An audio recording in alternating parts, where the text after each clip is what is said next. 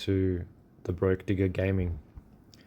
Today we are doing a short overview of the very recently released Baldur's Gate 3 on the Xbox platform, specifically on my Series X. All footage you will see in this video is taken from my Series X in either 30 or 60 FPS modes, utilizing the Elgato 4K capture for best quality. Before we continue, it would really help my relatively new channel if you thumbs up, subscribe and share my content if you like it. Anyway, for those who need a quick catch up to Baldur's Gate. Baldur's Gate is a 2023 role-playing video game developed and published by Larian Studios. The game is the third main installment in the Baldur's Gate series, based on the tabletop role-playing system of Dungeons & Dragons. A partial version of the game was released in early access format for Mac and Windows in October 2020. Baldur's Gate 3 takes its place in the fictional world of the Forgotten Realms, approximately 120 years after the events of the previous game, Baldur's Gate 2, The Shadows of Amn.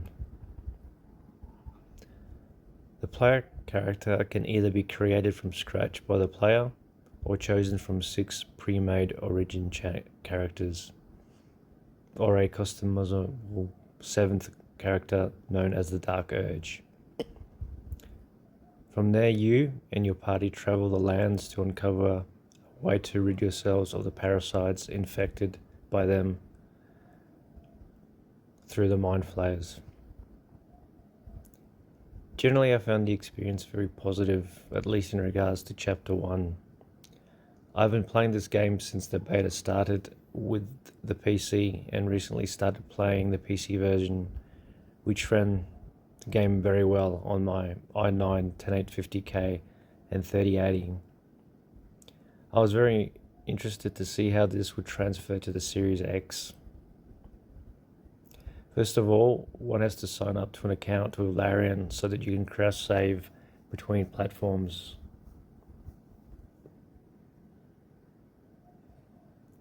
I obviously wanted to continue my saved game from the PC. Essentially, all you have to do is log into your account on the PC, go to account management, and from there, easily sync your accounts.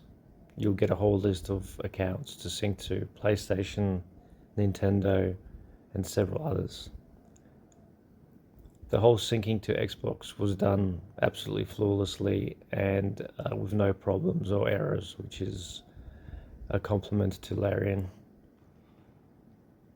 Next time I started my game on the Series X, my save file and continue icon showed up immediately on the title screen, and I was able to carry on from the 10 hours I had spent previously on my PC. No crashes or bugs or any problems whatsoever. The settings menu is a little bit more streamlined compared to the PC counterpart, but still does give you a range of options to use and experiment on your Series X, all of which becomes second nature and very intuitive after 15 to 20 minutes of play. On the graphics front, I was interested in seeing that the Series X version allows for a default mode, which in this case is performance, running at 60 FPS. This is the default mode, unlike many other games, and so far I have noticed very few issues and pretty much no dropping of frames on this setting. The other mode is 30 FPS, upscaled to 1440p. Slightly sharper, and for many of you, this may be the preferred mode. In fact, in multiplayer and split screen, this is the only mode you can use. Despite being a relatively slow turn-based RPG, I've spent most of my time in the default 60 FPS mode because I love the smoothness of the controls when moving across the terrain, and also because it actually looks pretty nice considering the power difference between the desktop and the Series X. Larian have done a very good job in the optimization of this game on both default and performance settings. Having spent a couple of hours running around Chapter 1, I have zero glitches, errors or crashes, and generally very smooth gameplay. I will mention one thing though, is the initial loading of a save file. For the Series X, it takes approximately 42 seconds to load up your save file, which compared to my PC of about 15 to 20 is about half.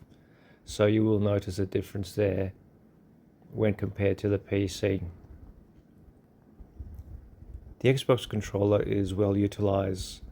Holding the RT button down allows you to get to the myriad of options to do with your journal, character sheet, inventory spells and the like. During combat, the LB and RB buttons are used to flick through approximately 3 to 4 wheels, indicating which option you want to utilize in combat. Again, after 10 minutes, I was generally aware of everything I needed to be in regards to using the Xbox controller.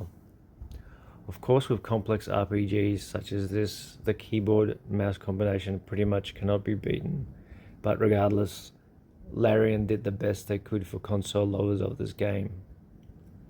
If you are brand new to this game on console, I recommend you read all the tutorials given to you and have a good look and play around with the options and information displayed holding down the RT button.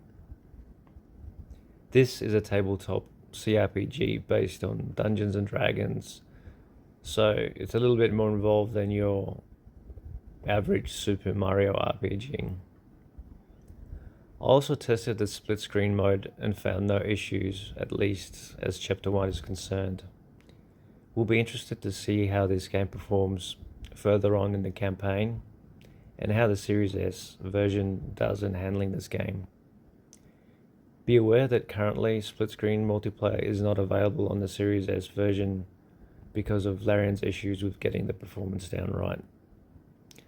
Regardless, I am very happy they released this prior to the end of the year, and I've been looking for a while to play this game on the couch when my lazy butt doesn't want to sit at the desktop. So far, so good. But this is just an overall early impressions video. Obviously, you will need to buy another version of the game on Xbox if you want to use cross-saving and progression between Xbox and your PC. Obviously, it's the same with the PlayStation version. For people who are in my situation and want to play this just on Xbox Series X, go ahead. It is definitely a good, very well optimized conversion, looking extremely good with a couple of graphical options, one of which I'm sure you'll be happy to use throughout your game.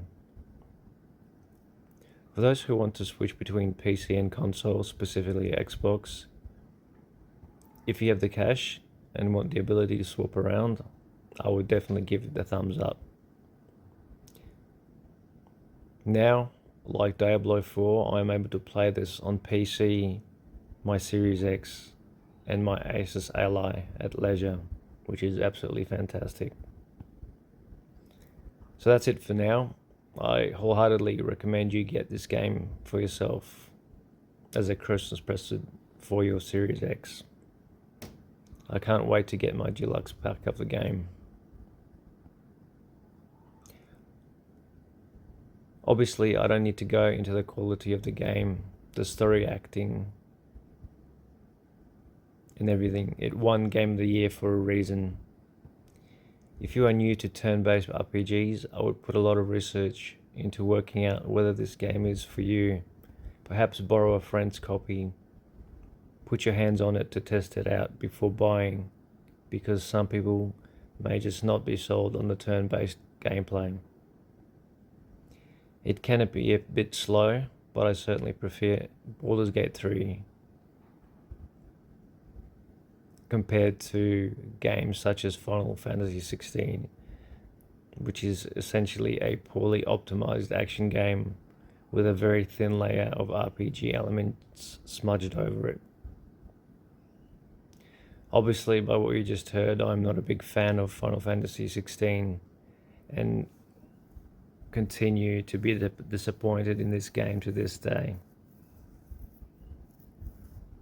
I go into it during my top 10 countdown, but while I am disappointed with Final Fantasy 16, I do mention it in my dishonorable mentions and in regards to what I think of the game and why it has failed. Anyway, thank you again for checking out the video, and please subscribe and share if you enjoyed it. The PlayStation Backbone review and top 10 countdown are still to come for this year. So I will see you in the next videos, and bye for now.